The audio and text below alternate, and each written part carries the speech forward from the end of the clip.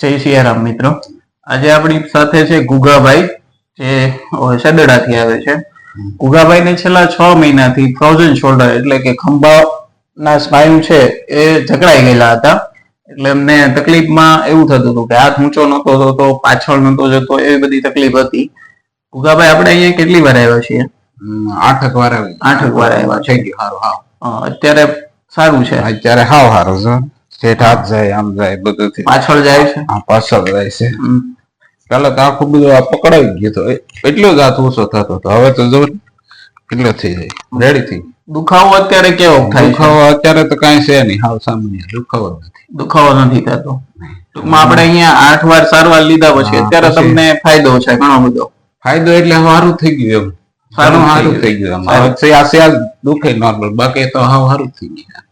અહીંયાથી આપણે કોઈ જાતની દવા કેવું કઈ આપેલું છે તમને? નહીં, દવા નહીં કઈ. ખાલી કસરતમાં જ સારું થઈ ગયું. દવા તો કઈ લીધી નથી આપણે, કઈ સોપડવાનું તેલ એ બહારથી. આપણે તો ખાલી કસરત કરાવી તો રેડી જ થઈ ગયું.